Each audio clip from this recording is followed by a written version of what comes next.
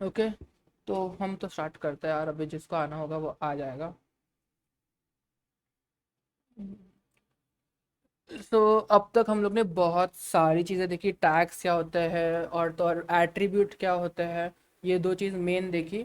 तो अभी ये सब का कॉम्बिनेशन करके हम एक बेसिक स्ट्रक्चर देखने वाले हैं, जो कि लगभग लगभग हम लोग हर एक वेब पेज में देखेंगे।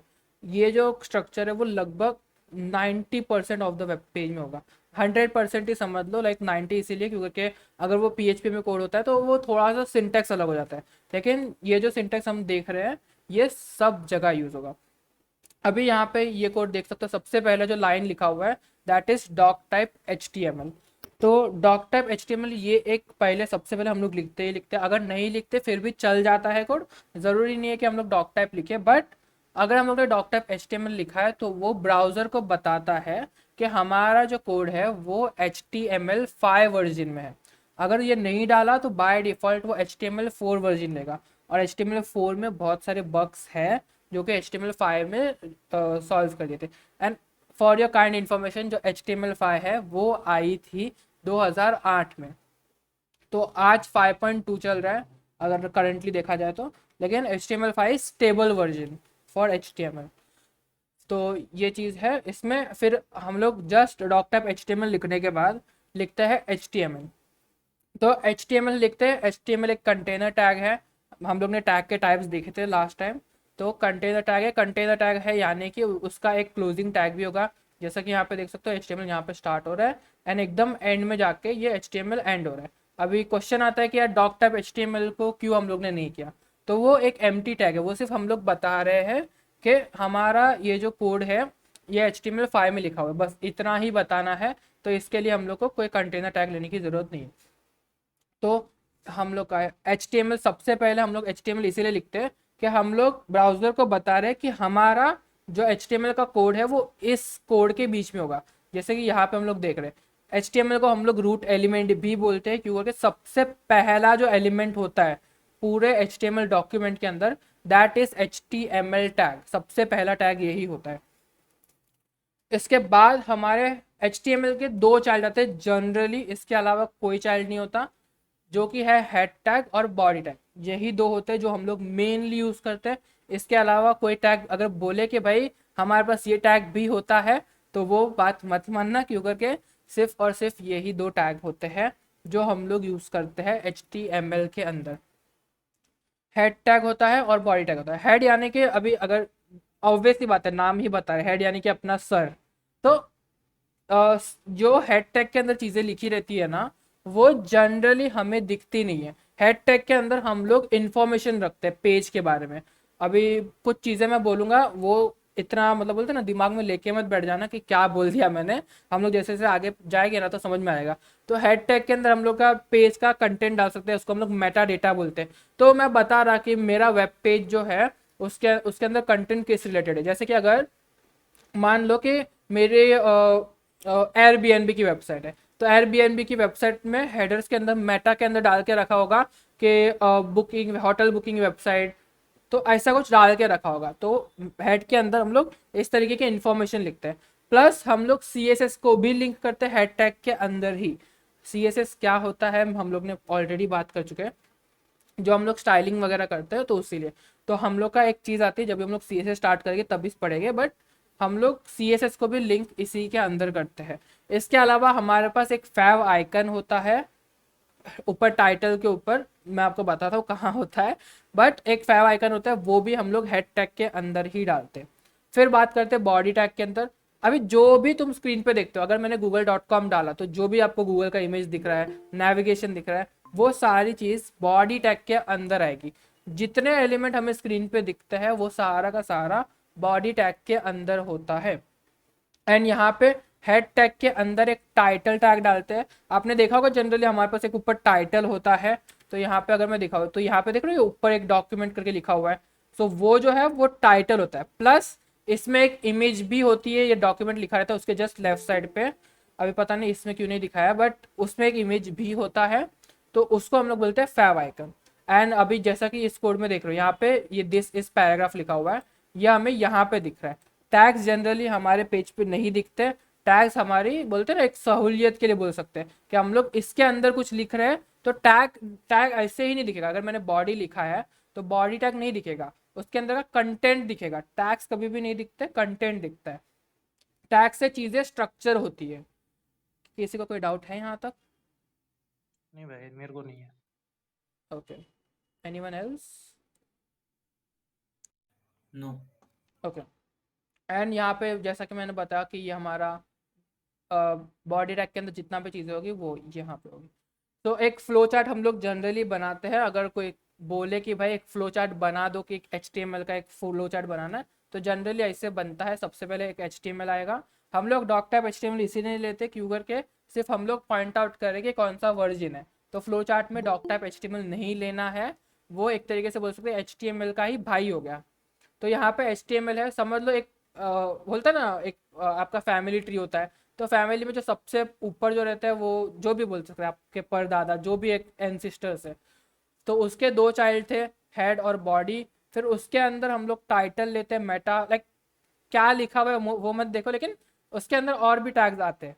तो इस तरीके से एक फ्लो चार्ट बनता है। यहाँ पे एक एक कॉन्सेप्ट वो भी आता है जिसको हम लोग बोलते हैं पेरेंट चाइल्ड रिलेशनशिप। वो हम लोग CSS में कवर करेंगे क्यों करके उसका यहाँ पे ज़्यादा कुछ काम है नहीं। बट एक चीज़ समझ लो कि HTML से हम लोग स्ट्रक्चर डिफाइन करते हैं टैग्स वगैरह का यूज़ करके। सो अभी हम लोग VS कोड में ओपन करके देख भी लेते हैं। तो यहाँ पे सबसे पहले ये हम लोग ने एक फाइल बनाई थी। तो जनरली किसी का डाउट रहता है कि भाई इसको मेरे को ओपन करना है, तो अगर VS कोड में ओपन करना है तो राइट क्लिक करो, ओपन विथ, एंड फिर यहाँ पे विजुअल स्टूडियो कोड। अगर यहाँ पे नहीं दिखा रहा है तो चूज अनदर ऐप में जाके यहाँ पे कहीं ना कहीं विजुअल स्टूडियो कोड होगा, इंस्टॉल कर लेना विजुअल स्टूडियो कोड, वरना मालूम पड़ा तुम इंस्टॉल किए बिना ही देख रहे हो। तो ये हमारे यहाँ पे ओपन हो चुका है। एक और एक चीज़, हम लोग VS कोड को जब भी इंस्टॉल करते हैं तो वहाँ पे 4-5 चेकबॉक्स आते हैं। तो अगर वो सबको चेकबॉक्स किया होगा ना, चेक किया होगा ना, तो हम लोग पूरा फोल्डर भी ओपन कर सकते हैं। जैसा कि यहाँ पे ये एम्प्टी स्पेस पे मैंने राइट क्लिक किया, यहाँ पे ओपन विथ कोड आया है। तो ओपन विथ कोड किया तो यहाँ पे पूरा फोल्डर आ जाएगा। अभी यहाँ पे टेक्निकली दिख नहीं रहा भाई, क्या हो रहा है इसमें। यहाँ पे एक फोल्डर आ चुका है, यहाँ पे देख रहे हो? अच्छा नहीं आया क्या? इसको क्लोज करते, वापस से इसको ओपन करते, ओपन विथ VS कोड। सो अभी यहाँ पे फोल्डर ओपन हो जाना चाहिए। तो यहाँ पे ये फोल्डर ओपन हो चुका है। ओके, हाँ फोल्डर ओपन हो चुका है। एंड इनफैक्ट अगर मैं कोई भी फोल्डर ओपन करना चाहूँ, जैसे कि लेट सपोज मेरे पास एक यही पेरेंट फोल्डर है, इसको ही मैं ओपन करना चाहूँ, तो यहाँ पे राइट क्लिक करूँगा, ओपन विथ कोड करूँगा। सो ओपन विथ कोड करने के बाद वो पूरा फोल्डर यहाँ पे ओपन हो जाएगा।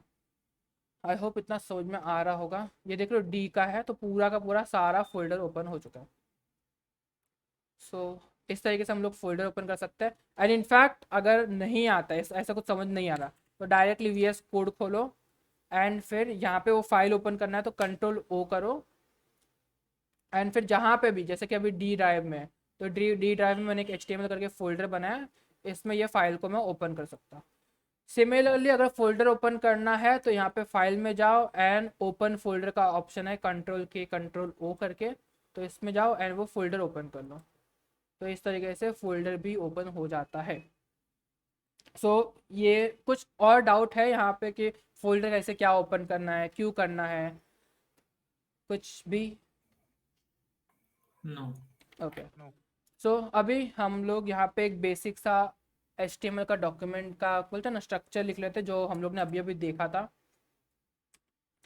डॉक टाइप HTML, यहाँ पे HTML लिखेंगे एंड हेड, यहाँ पे टाइटल। अरे वो मेटा टैग किस लिए यूज होता है? मेटा टैग हम लोग ने अब तक कवर नहीं किया है। मेटा टैग एक SEO पर्पस के लिए यूज़ होता है, फिलहाल इतना समझ लो। अच्छा, हाँ, ठीक। हम लोग प्रोबेबली 2 से 3 सेशन बाद मेटा टैग देखेंगे। तो ये एक बेसिक स्ट्रक्चर है। तो अभी यहाँ पे मैं जो भी चीज़ डालूंगा वो चीज़ें हमको दिखाई देगी। इनफैक्ट अगर मैं P टैग नहीं भी डालता, मैं कुछ भी लिख देता यहाँ पे, तो वो भी चीज़ें हमें दिखाई देगी। अभी इसको ब्राउज़र पे मेरे को देखना है कि भाई कैसा दिख रहा है, तो मैं सिंपली जाऊँगा फाइल एक्सप्लोरर पे एंड यहाँ पे जो भी फोल्डर था हमने इसको ओपन कर लिया एंड डबल क्लिक करके ओपन कर लूँगा। यहाँ पे एक चीज़ याद रखना कि इसको सेव करना ज़रूरी है। लोग सेव नहीं करते, Ctrl S नहीं करते, या फिर चाहिए तो ऑटो सेव को ऑन कर लेना, तो ये ऑटोमेटिकली ही फाइल सेव हो जाएगी।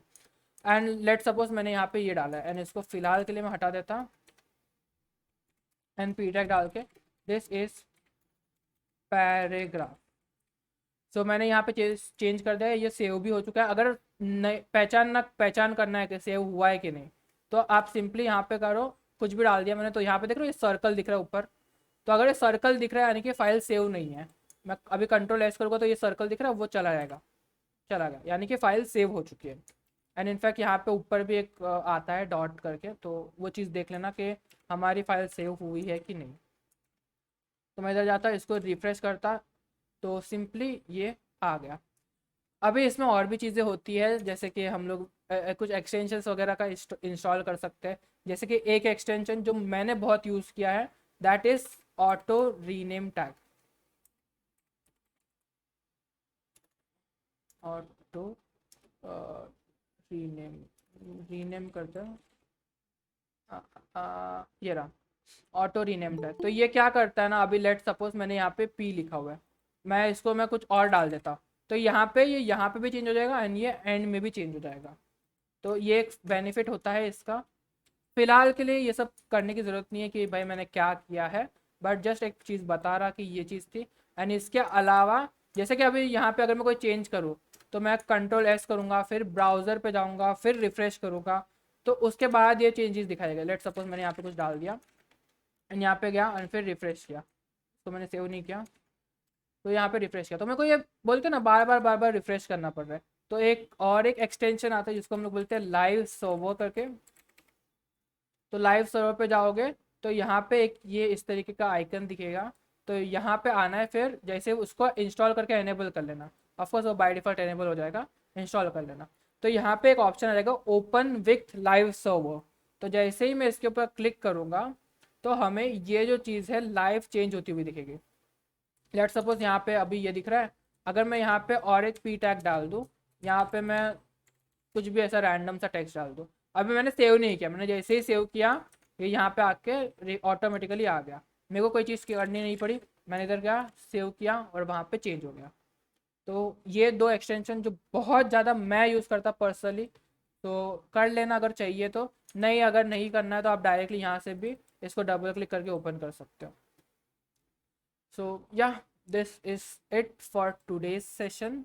योगा के इतना काफ़ी हो गया होगा, इतना हजम कर लो पहले।